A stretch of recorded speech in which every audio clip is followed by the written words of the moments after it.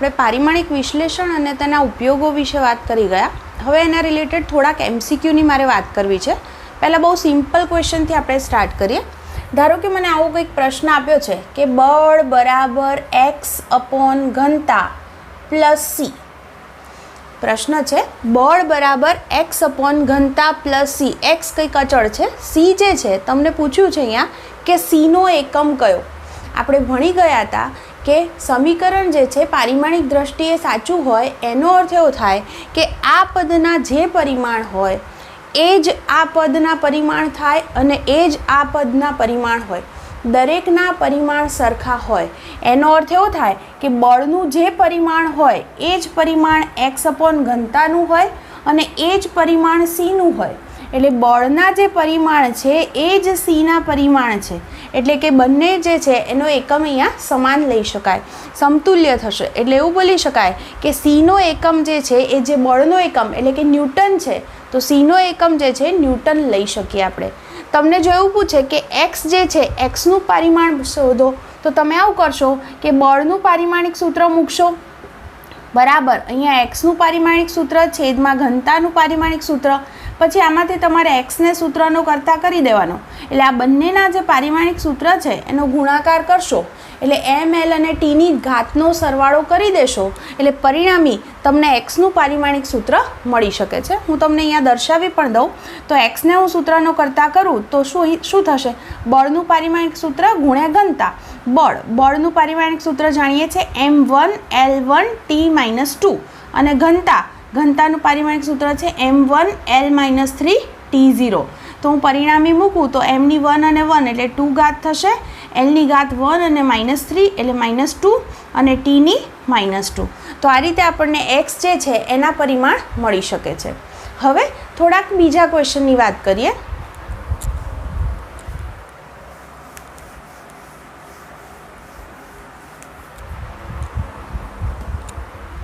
તમને એમ કીધું છે હવે કે દાખલા તરીકે f બળ, પછી વેગ અને સમય, આને મૂળભૂત એકમ તરીકે લેવાના છે. મૂળભૂત એકમનો અર્થ તમે જાણો છો, આપણે જે MLT કહીએ છીએ, માસ, લેન્થ અને ટાઈમ. તો એ તરીકે લઈ અને દળને તમારે અહીંયા આગળ દળ જે છે એને FV અને Tના પદમાં દર્શાવવું છે. એટલે તમે જે દળ હોય તો દળનું પારિમાણિક સૂત્ર નોર્મલી આપણે શું લખતા હતા? m1L0T0. એની બદલે એટલે MLTની બદલે મૂળભૂત એકમો કયા પસંદ કરવાના છે? F, V અને T. અને આના પદમાં તમારે દળને દર્શાવવાનું છે. તો આનો અર્થ હું એવું લઈ શકું કે દળ છે એ F ઉપર, V ઉપર અને T ઉપર આધાર રાખે છે. તો પારિમાણિક વિશ્લેષણની જે રીત છે, ત્રીજી રીત, એ જે ત્રીજો ઉપયોગ છે એની મદદથી હું ગણતરી કરું તો આવું લખી શકાય કે m ચલે છે એની બદલે હું અચળાંક k લખું તો fની a ઘાત લખીશ, vની b ઘાત લખીશ અને tની c ઘાત લખીશ. હવે આપણે દરેકના પારિમાણિક સૂત્ર મૂકવા છે. k જે છે એ પરિમાણ રહિત અચળાંક છે અહીંયા આગળ. તો અહીંયા આગળ fની a ઘાત, vની b ઘાત અને tની c ઘાત. તો અહીંયા આગળ હું પરિમાણિક સૂત્ર મૂકી દઉં. અહીંયા આગળ દળ છે એટલે m1L0T0. k પરિમાણ રહિત છે. બળ છે, બળનું પારિમાણિક સૂત્ર તમે જાણો છો m1L1T-2. વેગ એટલે મીટર પર સેકન્ડ એટલે આપણે જાણીએ છીએ L1T-1 અને ટાઈમ એનું T1 થશે c ઘાત. ચલો હવે ઘાતને હું અહીંયા આગળ ગુણી દઉં તો mની a ઘાત થઈ. અહીંયા m વાળું બીજું પદ નથી, હવે આપણે સીધું જ લખીએ તો mની a ઘાત લખી શકીએ. lની ઘાતની વાત કરીએ તો અહીંયા a ઘાત છે પ્લસ અહીંયા b ઘાત છે, તો લખી દઉં lની a પ્લસ b. તમે એવું કરી શકો કે પહેલાં અંદર ઘાત ગુણી લો પછી ઘાતનો સરવાળો કરો તોય ચાલશે. tની ઘાત કેટલી થશે તો અહીંયાથી જુઓ -2a, આ થઈ ગઈ -b અને આ થઈ ગઈ +c. હવે બંને બાજુ જે છે આપણે ml અને tની ઘાત સરખાવી દઈએ તો ml tની ઘાત સરખાવતા આપણને શું રિઝલ્ટ મળશે? જુઓ અહીંયા આગળથી mની ઘાત અહીંયા 1 છે, lની 0 છે અને tની 0 એટલે a બરાબર 1 થયું. એટલે પહેલું પરિણામ આપણને મળી ગયું a બરાબર 1. બીજું શું મળશે? જુઓ a પ્લસ b બરાબર 0. a પ્લસ બી બરાબર 0 હોય તો આનો અર્થ એવો થાય કે b બરાબર માઇનસ a. હવે a બરાબર 1 છે, a બરાબર 1 હોય તો b બરાબર -1 થશે. તો આ રીતે a અને b બંને મળી ગયા. ત્રીજું સમીકરણ t ની ઘાત સરખાવો એટલે થશે. t ની ઘાત છે -2a -b + c બરાબર 0. આની અંદર હું કિંમત મૂકી દઈશ. a બરાબર 1 મૂકીશ, b ની કિંમત -1 છે. તો જુઓ સાદુરૂપ શું થશે, -2 અને આ માઇનસ માઇનસ +1 એટલે -2 + 1 એટલે -1 અને એ બરાબરની આ બાજુ જાય એટલે c બરાબર મને 1 મળ્યા. તો આ રીતે મને f v અને t ની જે ઘાત છે એ સમીકરણ 1 છે એની અંદર હું મૂકી દઉં તો m બરાબર k ને આપણે પરિમાણ રહિત કીધા છે તો એવું બોલી શકાય આનું જે પરિમાણ છે આવું થશે. f જે છે એની a ઘાત, a એટલે 1 લખી શકાય એટલે અહીંયા આગળ f1 થયા. પછી v છે એની b ઘાત છે અને b ની કિંમત મને -1 મળી છે તો -1 લખીશ. અને t એની c ઘાત છે અને c બરાબર 1 છે તો 1 લખી શકાય. એટલે આપણે અહીંયા આગળ દળ છે એને આ મૂળભૂત એકમોના પદમાં આ રીતે દર્શાવી શકીએ. એટલે રીતની અંદર આટલી જ વસ્તુ કે આપણે જેની સાથે એનો સંબંધ દર્શાવો છે એની કેટલી ઘાત છે આપણે નથી જાણતા. એટલે a b અને c આવા કંઈક નામ આપ્યા પછી દરેકના પારિમાણિક સૂત્ર મૂક્યા, ત્યારબાદ બંને બાજુ m l અને t ની ઘાત સરખાવી દીધી તો એની મદદથી આપણને અચળાંક a b અને c ની કિંમત મળી જાય, જેને આ સમીકરણમાં મૂકવાથી આપણને એની સાથે શું સંબંધ છે એ મળી શકે છે. પાસે આવો પ્રશ્ન છે કે આપણી પાસે ઉર્જા, વેગ અને સમય આ 3 રાશિ છે એને આપણે મૂળભૂત એકમ તરીકે લેવી છે અને આ મૂળભૂત એકમના પદમાં આપણે પૃષ્ઠતાણ નામની રાશિને દર્શાવી છે. પૃષ્ઠતાણ વિશે તમે આગળ જતાં ભણવાના છો. પૃષ્ઠતાણ એટલે એવું થશે કે કોઈ સપાટી છે તો એની એકમ લંબાઈ દીઠ લાગતું બળ છે. એટલે પૃષ્ઠતાણ એને હું s થી દર્શાવું તો એવું બોલાય એકમ લંબાઈ દીઠ બળ. એટલે લંબાઈને છેદમાં લખાય, અહીંયા બળ. તો એનું પારિમાણિક સૂત્ર બનાવવું હોય તો શું કરવાનું, અહીંયા આગળ બળનું તો તમે જાણો છો m1 l1 t-2 અને અહીંયા લંબાઈ છે એટલે l1 એટલે પરિણામી શું થઈ જશે m1 l0 t-2. તો આ રીતે આપણે પૃષ્ઠતાણ છે એને e v અને t ના પદમાં આપણે દર્શાવીએ.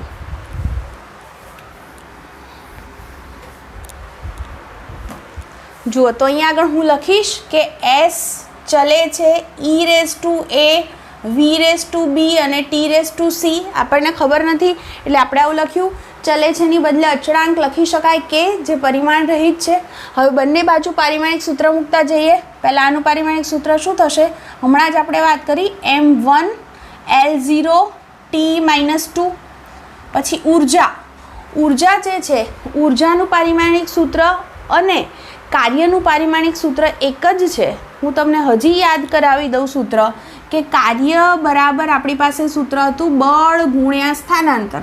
બળનું આપણે જાણીએ છીએ m1 l2 t-2 ગુણ્યા સ્થાનાંતર એટલે l1 એટલે પરિણામી થઈ જશે m1 l2 t-2. Any a ઘાત લખી જ. v વેગની મીટર પર સેકન્ડ એટલે એની b ઘાત અને સમય છે તો સમય એટલે t1 એની c ઘાત. કિંમતો અહીંયા આગળ હવે ઘાત અંદર લઈ અને સરવાળો કરી દઉં તો જુઓ અહીંયા m ની કેટલી ઘાત થશે, અહીંયા a ઘાત છે, અહીંયા m વાળું પદ છે જ ને એટલે સીધું જ લખું m ની a ઘાત. l ની કેટલી ઘાત થશે, અહીંયાથી 2a અહીંયાથી +b તો લખી શકાય 2a + b. t ની ઘાત લઈએ, અહીંયા -2a અહીંયા -b અને અહીંયા +c એટલે -2a -b + c. હવે બંને બાજુ આપણે m l અને t ની ઘાત સરખાવી દઈએ તો m l અને t ની ઘાત સરખાવતા પહેલું રિઝલ્ટ a બરાબર 1 મળી જશે. બીજું જુઓ 2a + b બરાબર 0, l ની ઘાત સરખાવો એટલે હવે આમાં a બરાબર 1 છે આપણે જાણીએ છીએ તો મૂકી દઈએ તો 2 × 1 + b બરાબર 0. તો અહીંયા આગળ b બરાબર આપણને મળી જશે -2. ત્રીજી વાત કરીએ -2a -b + c બરાબર અહીંયા આગળ -2 ઘાત છે તો ત્રીજું સમીકરણ આપણને મળશે -2a - b + c બરાબર -2. આમાં a અને b ની કિંમત મૂકીએ. a ની કિંમત 1 છે, b ની કિંમત છે -2 + c બરાબર -2. જુઓ આ થયા -2 અને માઇનસ +2 એટલે 0. તો એનો અર્થ કે c બરાબર -2 મળી ગયા. હવે આ કિંમત સમીકરણ 1 ની અંદર મૂકી દઉં તો આપણને આ જે છે પરિમાણ કઈ રીતે મળ્યા તો e ની a ઘાત, a એટલે આપણે શોધ્યા છે 1, પછી v ની b ઘાત, b એટલે -2 અને t ની c ઘાત એટલે કે -2. તો અહીંયા આગળ આપણે s ને e, v અને t ના પદમાં આ રીતે દર્શાવી શકીએ. તો તમને ક્યારે પણ આવો પ્રશ્ન આપે કે કોઈક રાશિ છે એને આટલા આટલા પદમાં તમારે દર્શાવવી છે ત્યારે તમે એક આ રીતનો ઉપયોગ કરી શકો છો. હવે અહીંયા આગળ તમને આ 4 ઓપ્શન લખેલા દેખાય છે. પહેલાં તો હું તમને કહું આની અંદર h શું છે તો h એટલે પ્લાન્ક અચળાંક છે. તમે આગળ જતાં 12થમાં એના વિશે ભણવાના છો કે ઉર્જા જે છે એ ઉર્જાને વિકિરણની જે ઉર્જા છે E બરાબર આવું એક સમીકરણ તમે ભણશો hf અથવા hν થી આપણે એને બોલીએ છીએ, જેમાં h ને એટલે વિકિરણની ઉર્જાને આ પદમાં દર્શાવાય. આ પદ જે છે એને આવૃત્તિ કહેવાય અને h છે એને પ્લાન્ક અચળાંક કહેવાય છે. જે આગળ જતાં તમે ભણશો 6.625 × 10⁻34 આ એની વેલ્યુ છે અને એનો એકમ છે જૂલ ઇન્ટુ સેકન્ડ. એટલે h જે છે એનો એકમ છે જૂલ ઇન્ટુ સેકન્ડ. તો પહેલાં હું એનું જો પહેલાં પારિમાણિક સૂત્ર બનાવું તો જૂલ એટલે તમે જાણો છો ઉર્જા. ઉર્જાનું પારિમાણિક સૂત્ર આપણે હમણાં જ વાત કરી ગયા m1 L2 T-2 અને ઇન્ટુ સેકન્ડ કરો એટલે હજી T1 આવે એટલે Tની પરિણામી કેટલી ઘાત થઈ જાય -1. એટલે તમારી પાસે અહીંયા આગળ ઉર્જાનું પારિમાણિક સૂત્ર જાણતા હતા, સમયનું જાણો છો અને એની મદદથી અચળાંક h છે એનું પરિમાણ શું હશે એ તમે નક્કી કરી શકો છો. હવે આગળ તમને બીજો એક અહીંયા આગળ દેખાય છે c. c એટલે શૂન્ય અવકાશમાં પ્રકાશની ઝડપ. જે પણ તમે જાણો છો 3 × 10⁸ મીટર/સેકન્ડ. તો મીટર/સેકન્ડ એના પરથી તમને એનું પારિમાણિક સૂત્ર મળી જશે.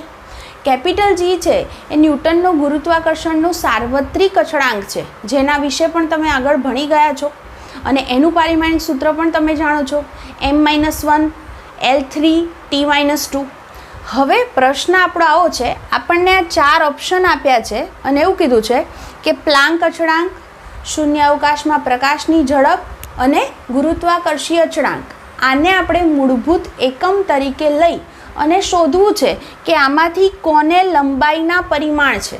એટલે કે હું આ બધાના પારિમાણિક સૂત્ર મૂકું આ દરેકની અંદર તો કોનો જવાબ લંબાઈના પરિમાણ જેટલો એટલે કે L1 જેટલો આવશે. તમને એમ થાય કે બધામાં કિંમતો મૂકતા જઈએ અને પછી ગણીએ તો ઇઝીલી જવાબ આવશે. એના કરતાં આપણે સરળ રીત આપણી પાસે જે પારિમાણિક વિશ્લેષણનો ઉપયોગ 3 છે કે આપણે અહીંયા આગળ કહી શકીએ કે લંબાઈ છે એ કોના કોના પર આધાર રાખે છે, h ઉપર આધાર રાખે છે, c પર આધાર રાખે છે અને g ઉપર આધાર રાખે છે. તો હું એક કામ કરી શકું, અહીંયા આગળ દરેકની કેટલી ઘાત આવશે એ શોધી કાઢું તો મને આવો સંબંધ ઇઝીલી મળી જશે. તો હવે આપણે એક પછી એક મૂકતા જઈએ.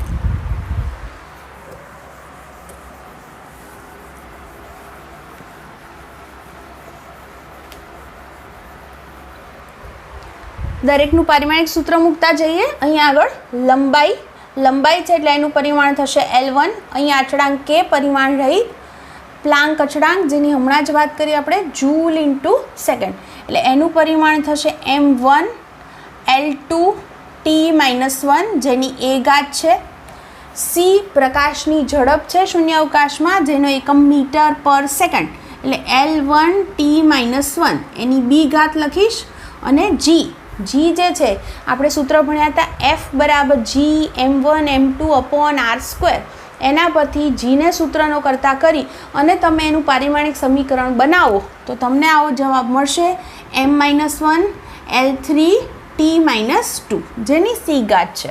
સાદુરૂપ આપણે આપતા જઈએ તો અહીંયા આગળ m0 L1 T0 છે. આ બાજુ mની ઘાત જુઓ અહીંયા આગળ છે a ઘાત, આમાં છે જ નહીં અને આમાં છે -c. તો અહીંયા આગળ આવું લખીશ. પછી Lની ઘાતની વાત કરીએ તો અહીંયા છે 2a અહીંયા છે +b અને અહીંયા છે +3c. ટીની ઘાતની વાત કરું, અહીંયા છે -a, અહીંયા છે -b અને અહીંયા છે -2c. હવે બંને બાજુ m, l અને ટીની ઘાત સરખાવતા ચલો પહેલું રિઝલ્ટ આપણને શું મળશે? a - c બરાબર 0. તો પહેલું લખીશ a - c બરાબર 0. તો આનો સીધો મતલબ થાય કે a બરાબર c છે, એટલે a અને c ની કિંમત સરખી આવશે એવું કહી શકાય. બીજું સમીકરણ લો. બીજું સમીકરણ છે આપણી પાસે 2a + b + 3c બરાબર 1. આની અંદર જો હું એક કામ કરું કે a બરાબર c મૂકી દઉં તો આ જે આખું સમીકરણ છે એ મને માત્ર b અને c ના પદમાં મળી શકે. તો હું a ની જગ્યાએ c મૂકું તો આ થશે 2c + 3c એટલે 5c થયા. એટલે આ સમીકરણ લખી શકાય b + 5c બરાબર 1. ચલો ત્રીજું સમીકરણ લો. ત્રીજું છે -a - b -2c બરાબર 0. આમાં પણ આપણે એવું કરી શકીએ કે એની બદલાએ હું c લખું તો આ સમીકરણમાં શું થશે? અહીંયા -c અને -2c એટલે -3c. એટલે આ સમીકરણ થયું -b -3c બરાબર 0. હવે આપણને આ બે સમીકરણ મળ્યા છે. એની અંદર આપણે જો લોપની રીતનો ઉપયોગ કરીએ તો આ બે કેન્સલ. 5 - 3 એટલે 2c બરાબર 1. તો એનો અર્થ થયો c બરાબર 1/2. જો c બરાબર 1/2 હોય તો a બરાબર c છે, માટે હું અહીંયા લખી શકું કે a બરાબર પણ 1/2. તો a અને c બંને મને 1/2 મળી ગયા. હવે a અને c ની કિંમત છે તો b શોધી કાઢીએ. આમાંથી તમે કોઈ પણ સમીકરણનો ઉપયોગ કરી શકો છો. દાખલા તરીકે હું અહીંયા આગળ આપણે જે સમીકરણ બનાવ્યા હતા બે એમાંથી કોઈક લઈ લઉં. ધારો કે હું આ સમીકરણ લઉં કે b + 5c બરાબર 1. આની અંદર હું c ની જગ્યાએ મૂકી દઉં 1/2. તો b બરાબર થશે 1 - આ બાજુ જશે ને 5/2. બે લસા થશે એટલે 2 - 5 એટલે -3/2. તો આપણને b પણ મળી ગયો છે. તો a, b અને c ની કિંમત મળી ગઈ છે. તો આપણે આ સમીકરણમાં મૂકી દઈએ તો આપણે આવું લખી શકીએ l એને પરિમાણ માટે લખવું હોય તો આવું થશે ને. h જે છે તો h ની ઘાત આપણને મળી છે a એટલે 1/2. c ની ઘાત છે b એટલે 1/2 અને g ની ઘાત છે c છે તો લખીશ g ની ઘાત c એટલે -3/2. આપણે અહીંયા આગળ જો આવી રીતે લખવું હોય તોય લખી શકાય કે 1/2 ઘાત છે એટલે વર્ગમૂળ લખી શકાય. h અને c ને વર્ગમૂળમાં લખાય. તો g ની ઘાત 3/2 છે એ ઉપર છે તો હું એને છેદમાં લખી શકું. તો આપણને આ ત્રણેય વચ્ચે સંબંધ આ રીતે મળી શક્યો. તો અહીંયા આગળ વસ્તુ આ જ હતી કે આપણે શોધવાનું હતું કે આપણને જે 4 ઓપ્શન આપ્યા છે એમાંથી કોને લંબાઈના પરિમાણ છે. તો આપણે લંબાઈનો આ ત્રણેય સાથે શું સંબંધ છે એ જ જોઈએ છે. તો આપણે એક કામ કર્યું કે દરેકના પારિમાણિક સૂત્ર મૂકતા ગયા, પછી MLTની ઘાત સરખાવી, અચળાંક a, b અને c શોધી કાઢ્યા અને ઓરિજિનલ સમીકરણમાં આપણે મૂકી દઈએ ત્યારે એમની વચ્ચે શું સંબંધ છે આપણને મળી શકે છે. આપણને આવો કંઈક પ્રશ્ન કીધો છે કે ઝડપ s બરાબર a × 1 - e⁻b × xt. તો આની અંદર બીનો એકમ શું હશે આવું આપણને પૂછ્યું છે. આ અચળાંક છે, a અને b અચળાંક છે. ઈને ચર ઘાતાંકીય વિધેય કહેવાય, એક્સપોનેન્શિયલ. હંમેશા યાદ રાખો આવી રીતે કંઈ પણ જ્યારે આ રીતે ઘાતમાં આપ્યું હોય એટલે ઈની ઘાતમાં કંઈક છે તો એ પદ પરિમાણ રહિત કહેવાય. જે રીતે આપણી પાસે જે ત્રિકોણમિતીય વિધેયો હતા સાઇન કોસ, એની બાજુમાં સપોઝ સાઇન kx લખ્યું છે તો kx પદ જે હોય એ પરિમાણ રહિત છે એમ કહી શકાય. આ બધા પદ પરિમાણ ધરાવતા નથી. તો અહીંયા આગળથી હું લખીશ કે જે ઘાત છે અહીંયા આગળ bxt એ પરિમાણ રહિત છે.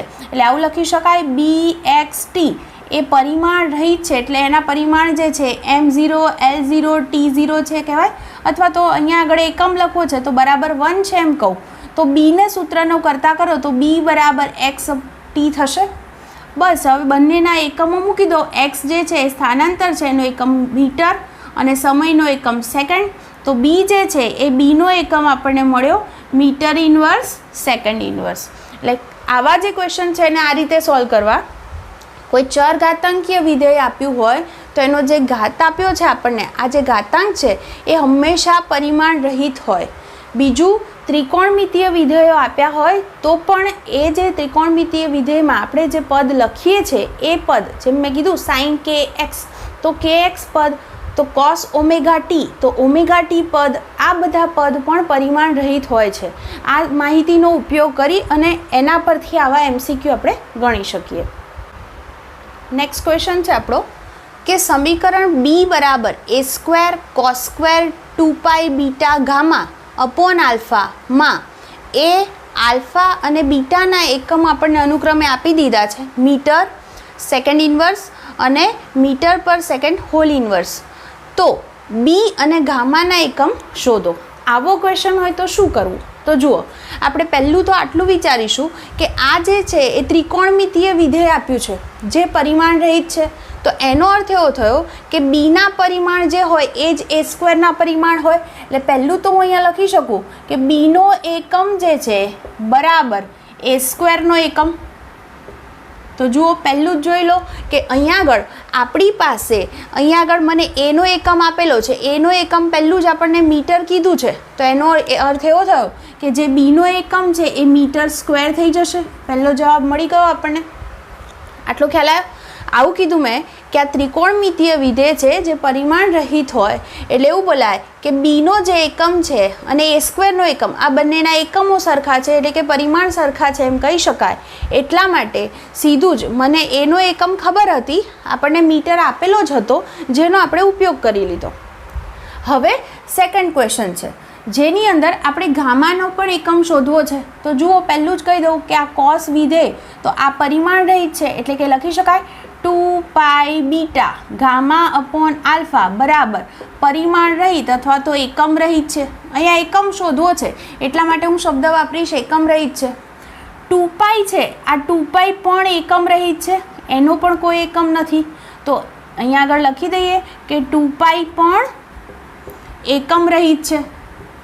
તો હવે હું એક કામ કરું કે આમાંથી મારે ગામાનો એકમ જોઈએ છે, તો હું ગામાને સૂત્રનો કરતાં કરું તો ગામાનો એકમ બરાબર આવું લખી શકાય કે અહીંયાથી આલ્ફા ઉપર જાય, બીટા નીચે આવે એટલે આલ્ફા અપોન બીટાનો એકમ. તો જુઓ, આલ્ફા છે, આલ્ફાનો એકમ આપણને બીજું અહીંયા આપેલો છે સેકન્ડ ઇન્વર્સ, તો આલ્ફાની જગ્યાએ હું સેકન્ડ ઇન્વર્સ લખીશ. અને બીટાનો એકમ આપણને કીધો છે મીટર પર સેકન્ડ, એનો પણ ઇન્વર્સ. તો આખું પદ હું અંશમાં લઈ જાઉં તો ઘાત પ્લસ થઈ જાય એટલે થઈ જશે મીટર પર સેકન્ડ, અને અહીંયા આગળ સેકન્ડ તો હતું જ પર સેકન્ડ, એટલે ટોટલી આપણો જવાબ થયો મીટર પર સેકન્ડ સ્ક્વેર. ક્વેશ્ચન જોઈને આપણને એમ લાગે કેવી રીતે સોલ્વ થશે, પણ જો આટલી જ વસ્તુ વિચારીએ આપણે કે અહીંયા આગળ આપણને વિધેય ત્રિકોણમિતીય આપ્યું હતું એટલે એ પરિમાણ રહિત છે એ બાબતનો આપણે ઉપયોગ કર્યો. એટલે કે બીનો એકમ અને એ સ્ક્વેરનો એકમ સરખો થાય. એનો એકમ મીટર હતો એટલે બીનો એકમ થઈ ગયો મીટર સ્ક્વેર. એવી જ રીતે આ પદ જે છે એકમ રહિત છે અને 2π પણ એકમ રહિત છે.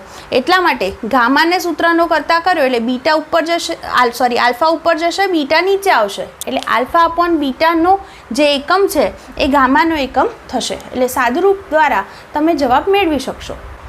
આપણને એક સમીકરણ આપ્યું છે દબાણ P બરાબર a-t² અપોન bx. તો a અપોન બીના આપણે પરિમાણ શોધવા છે. a અને b અચળાંકો છે, x અંતર છે, t સમય છે અને p દબાણ છે. પહેલું તો મારે a અપોન બીના પરિમાણ જોઈતા હોય તો એનું પરિમાણ શોધવું પડશે, બીનું શોધવું પડશે, ત્યારબાદ મને આ જવાબ મળી શકે. તો પહેલું અહીંથી આપણે ઇઝી જે પડે ત્યાંથી વિચાર કરીએ. તમે જુઓ a-t², બે પદ વચ્ચે સરવાળો બાદબાકીનો સરવાળો અથવા બાદબાકી કોઈ પણ સંબંધ બેમાંથી આપ્યો હોય તો આપણે કહી શકીએ કે બંને વચ્ચે એવું બોલાય કે બંનેના પરિમાણ સમાન જ હશે. કારણ કે મેં આગળ પણ કીધું છે કે લંબાઈ વત્તા લંબાઈ શક્ય છે. લંબાઈ વત્તા હું દળ કરું તો મને કોઈ જવાબ ન મળે. એટલે આ બંને પદના પરિમાણ સરખા હશે. એટલે કે અહીં એવું બોલી શકાય કે એના પરિમાણ બરાબર t² પરિમાણ થશે.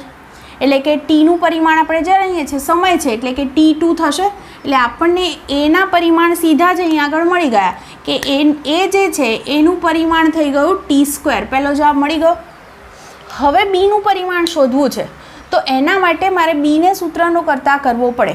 તો હવે હું અહીંયા આગળ આના પરથી લખી શકું કે પીનું પરિમાણ શું થશે, બરાબર અહીંયા આગળ આ પદનું પરિમાણ તો ટી સ્ક્વેર છે, તો ટી સ્ક્વેર લખાય, જે ટી સ્ક્વેરનું પરિમાણ હોય એ જ પરિમાણ આ પદનું છે, અપોન બી ઇન્ટુ એક્સનું પરિમાણ થાય એટલે બીનું પરિમાણ ગુણ્યા એક્સનું પરિમાણ.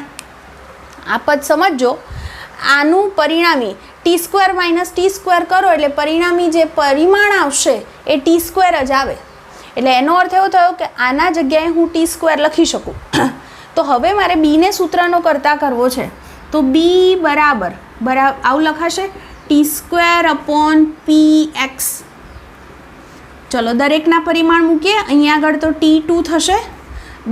દબાણ એટલે તમને ખબર હશે બળ ભાગ્યા ક્ષેત્રફળ. બળનું પરિમાણિક સૂત્ર M1 L1 T-2 અને છેદમાં ક્ષેત્રફળ M1 L1 T-2 અને છેદમાં ક્ષેત્રફળ એટલે L2 છે.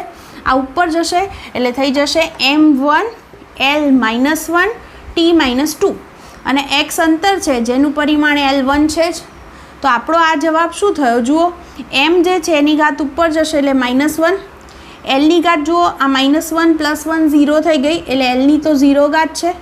ટીની ઘાતની વાત કરો તો -2 ઉપર જશે એટલે +2 એટલે ટીની 4 ઘાત. તો આપણી પાસે અહીંયા આગળ એ અને બી બંનેના પરિમાણ મળી ચૂક્યા છે. તો હવે આનો આપણે ઉપયોગ કરી દઈએ કે એનું પરિમાણ પણ છે આપણી પાસે અને બીનું પરિમાણ પણ છે. હું બંનેનો ઉપયોગ કરું તો પરિણામી એ અપોન બીનું પરિમાણ શું થશે? ચલો એનું પરિમાણ આપણે શોધ્યું છે T2,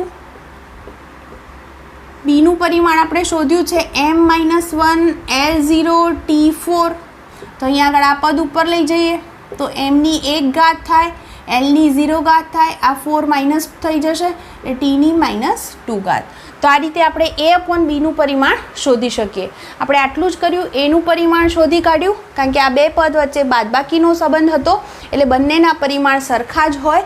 એના આધારે એનું પરિમાણ મળ્યું જેને અહીંયા મૂકી દીધું અને પછી આમાંથી માત્ર બીને સૂત્રનો કરતા કર્યો. બાકીના બધા જ પરિમાણ આપણે જાણતા હતા એટલે એ અને બી બંનેના પરિમાણ આપણને આ રીતે મળી શક્યા. આપણી પાસે આવો પ્રશ્ન છે, એક્સ અક્ષને લંબ એવા એકમ ક્ષેત્રફળમાંથી એકમ સમયમાં પસાર થતા કણોની સંખ્યા સ્મોલ n બરાબર આવું એક સૂત્ર આપ્યું છે -d × n2 - n1 upon x2 - x1.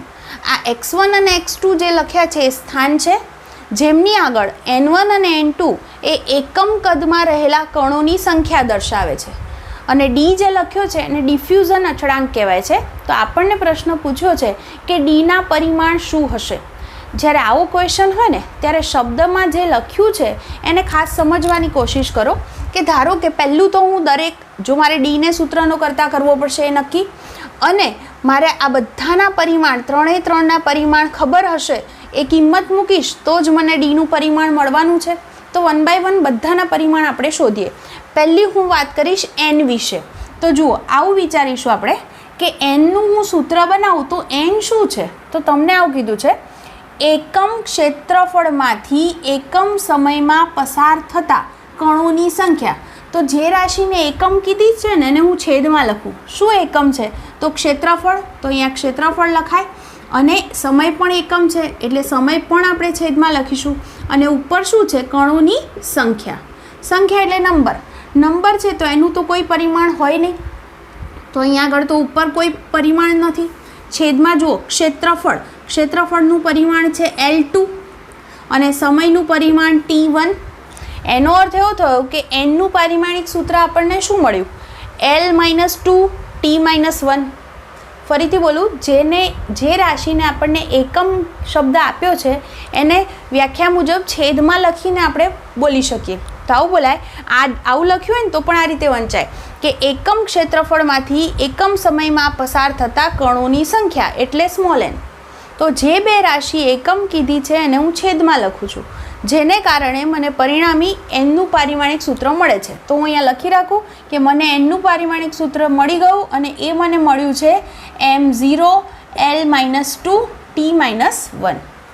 ચલો નેક્સ્ટ છે x1 અને x2 સ્થાન છે. તો સ્થાન છે તો x1 અને x2 સ્થાન હોય તો સ્થાનના પરિમાણ જે હોય એ આપણે જાણીએ છીએ. સ્થાન જે હોય એ મીટરમાં આપણે લખીએ તો એનું પરિમાણ શું થઈ જશે? L1. એટલે બંનેના પરિમાણ L1 છે એમ કહી શકાય. ત્રીજી વાત, N1 અને N2ની વાત કરવી છે. એ છે એકમ કદમાં રહેલા કણોની સંખ્યા. તો ફરી પાછું હું લખું N1 N2 માટે લખું તો એ શું છે? એકમ કદ, એટલે કદને છેદમાં લખશું અને એકમ કદમાં એ શું દર્શાવે છે? કણોની સંખ્યા. તો સંખ્યાના પરિમાણ 1 અને કદ જે છે એ મીટર ક્યુબ એટલે L3. તો ઉપર જશે એટલે L-3 થશે. એટલે લખી દેવાય કે N1 અને N2ના પરિમાણ સરખા છે, જે મને મળે છે L-3. તો હવે મારી પાસે દરેકના પરિમાણ આવી ગયા છે. તો પરિણામી હવે હું ડીને સૂત્રનો કરતા કરી દઉં.